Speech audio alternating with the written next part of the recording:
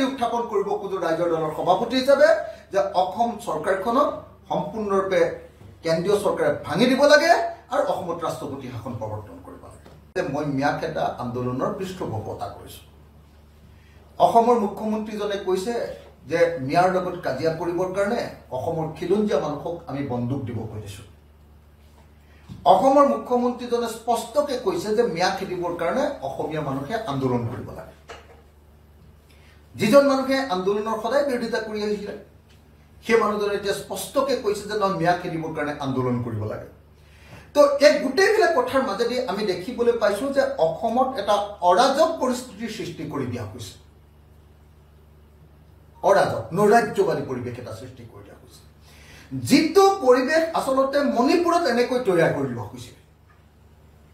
আৰু আমাৰ সন্দেহ হৈছে যে 2026 নিৰ্বাচনৰ পৰিপ্ৰেক্ষিতত বিজেপি চৰকাৰখনে 2026 মণিপুৰ মডেলত পৰিণত কৰিবৰ কাৰণে মণিপুৰৰ সংঘাত আৰু সংঘৰ্ষক অসমত মডেল ৰূপে প্ৰতিষ্ঠা কৰিবৰ কাৰণে এতিয়া এই ম্যাখেদা আন্দোলনটোক তেওঁলোকে স্পন্সৰ কৰিছে বা পৃষ্ঠপোষকতা কৰিছে।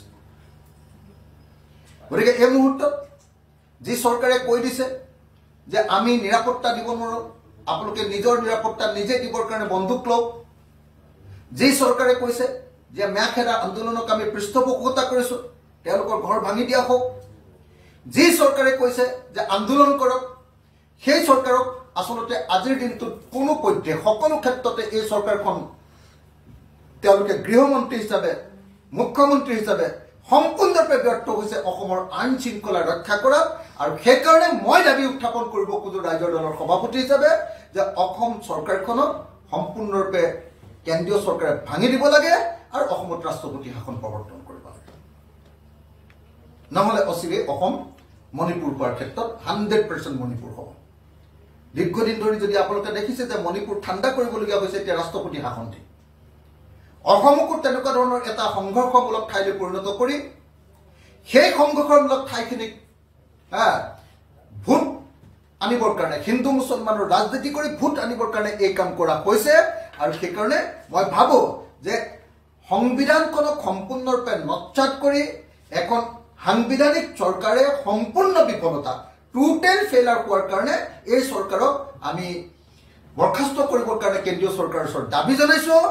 আৰু কেন্দ্ৰীয় চৰকাৰে এই চৰকাৰখনক বৰখাস্ত কৰি অসমত ৰাষ্ট্ৰপতি শাসন দিবৰ কাৰণে আমি দাবী উত্থাপন কৰিছো। মই দাবী উত্থাপন কৰিব খোজো ৰাইজৰ দলৰ সভাপতি হিচাপে যে অসম চৰকাৰখনক সম্পূৰ্ণৰূপে কেন্দ্ৰীয় চৰকাৰে ভাঙি দিব লাগে আৰু অসমত ৰাষ্ট্ৰপতি শাসন প্ৰৱৰ্তন কৰিব লাগে। মই ম্যাখেদা আন্দোলনৰ পৃষ্ঠপোষকতা কৰিছো।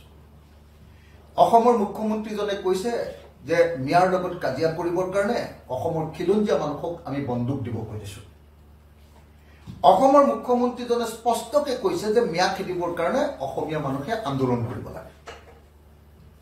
যিজন মানুহে আন্দোলনৰ সদায় বিৰোধিতা কৰি আহিছিলে সেই মানুহজনে এতিয়া স্পষ্টকৈ কৈছে যে নহয় মিয়া খেদিবৰ কাৰণে আন্দোলন কৰিব লাগে। তো এই গোটেইবিলাক কথাৰ মাজেদি আমি দেখিবলৈ পাইছো যে অসমত এটা অৰাজক পৰিস্থিতিৰ সৃষ্টি কৰি দিয়া হৈছে। অৰাজক নৈৰাজ্যবাদী পৰিৱেশ এটা সৃষ্টি কৰি দিয়া হৈছে, যিটো পৰিৱেশ আচলতে মণিপুৰত এনেকৈ তৈয়াৰ কৰি লোৱা হৈছিল। আৰু আমাৰ সন্দেহ হৈছে যে 2026 নিৰ্বাচনৰ পৰিপ্ৰেক্ষিতত বিজেপি চৰকাৰখনে 2026 মণিপুৰ মডেলত পৰিণত কৰিবৰ কাৰণে মণিপুৰৰ সংঘাত আৰু সংঘৰ্ষক অসমত মডেল ৰূপে প্ৰতিষ্ঠা কৰিবৰ কাৰণে এতিয়া এই ম্যাখেদা আন্দোলনটোক তেওঁলোকে স্পন্সৰ কৰিছে বা পৃষ্ঠপোষকতা কৰিছে।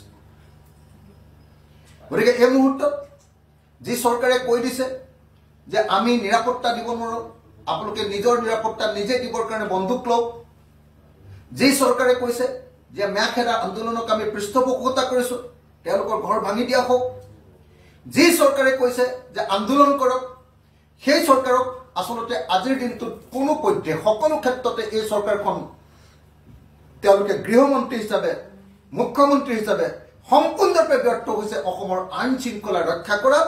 আৰু সেইকাৰণে মই দাবী উত্থাপন কৰিব খোজো ৰাইজৰ দলৰ সভাপতি হিচাপে যে অসম চৰকাৰখনক সম্পূৰ্ণৰূপে কেন্দ্ৰীয় চৰকাৰে ভাঙি দিব লাগে আৰু অসমত ৰাষ্ট্ৰপতি শাসন প্ৰৱৰ্তন কৰিব লাগে।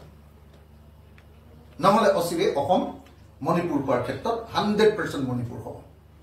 দীৰ্ঘদিন ধৰি যদি আপোনালোকে দেখিছে যে মণিপুৰ ঠাণ্ডা কৰিবলগীয়া হৈছে এতিয়া ৰাষ্ট্ৰপতি শাসন দি অসমকো তেনেকুৱা ধৰণৰ এটা সংঘৰ্ষমূলক ঠাইলৈ পৰিণত কৰি সেই সংঘৰ্ষমূলক ঠাইখিনিক ভোট আনিবৰ কাৰণে হিন্দু মুছলমানৰ ৰাজনীতি কৰি ভোট আনিবৰ কাৰণে এই কাম কৰা হৈছে আৰু সেইকাৰণে মই ভাবো যে সংবিধানখনক সম্পূৰ্ণৰূপে নৎসাত কৰি এখন সাংবিধানিক চৰকাৰে সম্পূৰ্ণ বিফলতা টোটেল ফেইলাৰ হোৱাৰ কাৰণে এই চৰকাৰক আমি বৰখাস্ত কৰিবৰ কাৰণে কেন্দ্ৰীয় চৰকাৰৰ ওচৰত দাবী জনাইছো আৰু কেন্দ্ৰীয় চৰকাৰে এই চৰকাৰখনক বৰখাস্ত কৰি অসমত ৰাষ্ট্ৰপতি শাসন দিবৰ কাৰণে আমি দাবী উত্থাপন কৰিছো।